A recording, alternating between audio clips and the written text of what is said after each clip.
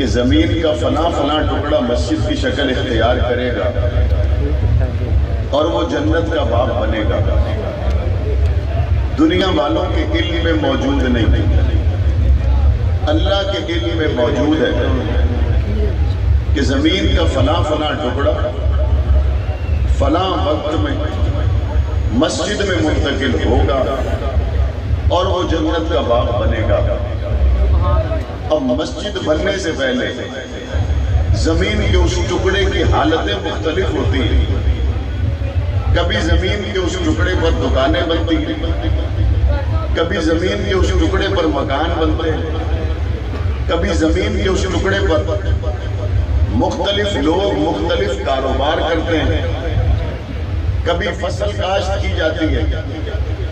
یہ زمین مختلف راستوں، مختلف رنگوں، مختلف انداز اور طریقوں سے ہوتے ایک وقت آتا ہے جب اس جگہ پہ مکان کو ہٹا کے، دکان کو ہٹا کے، فصل کو ہٹا کے مسجد بنا دی جاتی ہے۔ بے شک۔ تو اب میں آپ سے پوچھتا ہوں، مسجد بن جانے کے بعد کیا اب دوبارہ وہ جگہ گھر بن سکتی ہے؟ نہیں۔ مسجد بن جانے کے بعد کیا اب دوبارہ وہ جگہ دکان بن سکتی ہے؟ نہیں۔ مسجد بن جانے کے بعد کیا اب دوبارہ وہ جگہ کسی اور کام میں استعمال ہو سکتی ہے؟ نہیں۔ وہ استعمال کسی بھی کام میں نہیں ہو سکتی۔ بندہ کہتے ہیں جناب یہاں سے ہم بنا وضو کیے گزرتے تھے، جانور بھی باندھتے تھے، کاروبار بھی کرتے تھے، پیسہ بھی کماتے تھے۔ اب اس زمین کو ایسا کیا ہو گیا کہ اب کوئی پلید ہو، غسل جنابت ہو تو اندر نہ آئے، اور اندر کسی پہ غسل واجب ہو جائے تو فوراً نکل جائے۔ اب یہاں پہ آئے تو دین کی بات کرے، دنیا کی بات نہ کرے۔ اب یہاں پہ کوئی آئے تو اپنے آپ کو عبادات میں لگائے، اعتکاف کرے۔ گجرانوالہ کا جوان کہتا ہے جناب یہ ہمارے آباء و اجداد کی جگہ ہے، یہاں ہم نے بڑے بڑے کاروبار کیے، بڑے بڑے پلازے بنائے، عرصہ پہلے فصل کاشت کی، ایسا کیا ہوا کہ آج اس زمین کا حکم بدل گیا؟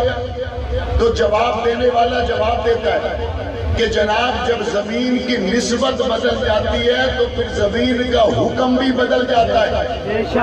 جب زمین کی نسبت بدل جاتی ہے زمین کا حکم بھی بدل جاتا ہے۔ جب تک اس زمین کی نسبت تھی دکان کے ساتھ اس کا حکم اور تھا، جب تک اس کی نسبت تھی مکان کے ساتھ اس کا حکم اور تھا۔ اب زمین کا وہی ٹکڑا، اب اس کی نسبت ہو گئی رب کے گھر کے ساتھ، اب اس کی حیثیت اور ہے، اب اس کا حکم اور ہے، اب اس کا انداز اور ہے، اب اس سے محبت اور پیار کا رنگ اور ہے۔ یہ بات جب گجرانوالہ کے تمام لوگوں کو سمجھ میں آ گئی تو اگلی بات مجھے نہیں پتا سمجھ کیوں نہیں آتی۔ جب نسبت بدل جاتی ہے تو حکم بدل جاتا ہے۔ حضور کے صحابی کو یہ نہ دیکھو کہ حبشے کا کالا بلال ہے، یہ دیکھو کہ محمد کا غلام ہے۔ حضور کے صحابی کی نسبت بدل گئی، حکم بدل گیا۔ جب تک میرے نبی نہیں آئے تھے تب تک صحابہ مکہ میں رہتے تھے، لیکن کسی کو پتا نہیں تھا آنے والے وقت میں ان کے لیے رب کے علم میں کیے گئے فیصلے کون سے ہیں۔ جب تک میرے نبی نے اعلان نبوت نہیں کیا اس وقت تک حجاز کے لوگوں کو پتا نہیں تھا یہاں کا ابو بکر کون ہے، یہاں کا عمر کون ہے، یہاں کا عثمان کون ہے، یہاں کا علی کون ہے۔ لیکن جب نسبت بدل گئی تو اس کے بعد کیا ہوا؟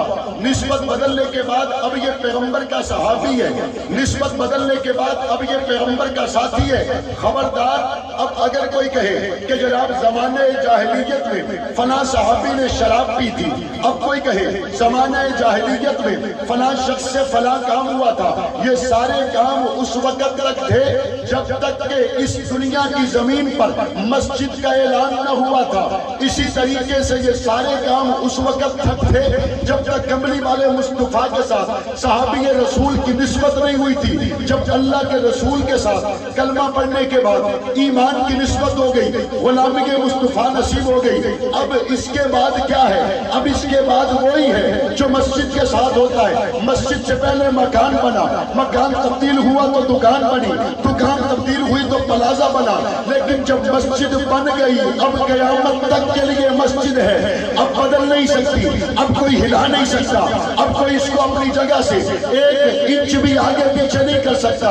ہاں میں مانتا ہوں میرے نبی کے دامن کو تھامنے سے پہلے کسی بھی شخص کا رنگ مختلف ہو سکتا ہے، علاقہ مختلف ہو سکتا ہے، کنبہ مختلف ہو سکتا ہے، قبیلہ مختلف ہو سکتا ہے، لیکن جب نسبت پاک پیغمبر کے ساتھ ہو گئی اب ایک قیامتیں نہیں 100 قیامتیں آ جائیں ابو بکر کو نبوت سے جدا نہیں کیا۔